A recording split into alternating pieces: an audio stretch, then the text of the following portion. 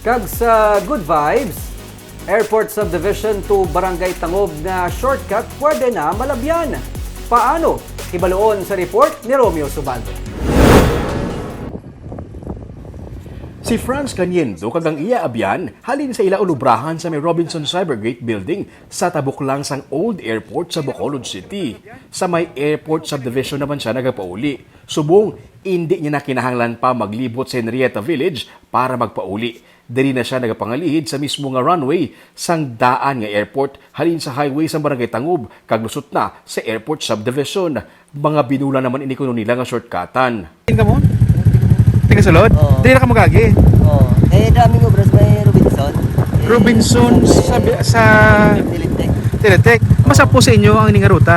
Oh, apos kay Palong para pilin sa gasolina. Baka kinig agi dyan, no? Sa una din ka ning alagyan kung wala pa ni. Ipag sa may magsaysay. Oo. Sa ano. Kung halin ka diri mismo sa Airport Subdivision o kung sa Kalong-Kalong, ang entrance sa Palmas del Mar nga Resort ang bungguan mo. Turn left, then right, magwa ka na sa runway sang airport. Okay, so kung halin ka sa may Airport Subdivision, sa may Palmas del Mar nga entrance, mag-turn left ka, amo ningguan mo na ang Old Airport, dili ka pagwa.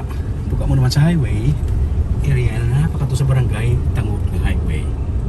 Rekta-rektahon mo ini, malabay ka sa runway, guwa sa may gate, turn left, then right, guwaan mo naman ang bangga sang Sea Oil. Kung mag-left ka, pabalik na sa Old Airport. Kag kung mag-turn right, rekta na naman Patangub Highway.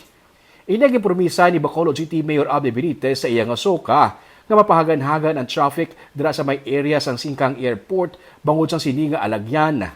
Pati ang ini nga motorcycle rider nga taga Barangay Tangob, diri naman nagapangilihid kung magbisita sa iya nga mga utod sa Airport Subdivision.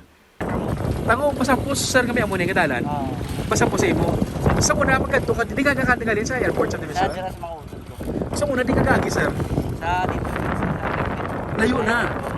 Kung taga-Tangob kaya, mas lapit na sa Sa mismo nga runway, may mga barriers lang nga ginbutang bilang guide sa mga motorista. Ang sa may pasulod Sea Oil, gadalan, natapan na. Pero ang pagwa na lang sang Airport Subdivision, lubak-lubak kay naagyan sang ulan. Pero ginatapan man ini kunusuno sa mga nagalabay diri. Sa subong, mga motor, tricycle kag pick-up ang makaagi. Ang mga auto medyo mabudlay pa kay wala pa matapan ang guluwaan sa Airport Subdivision.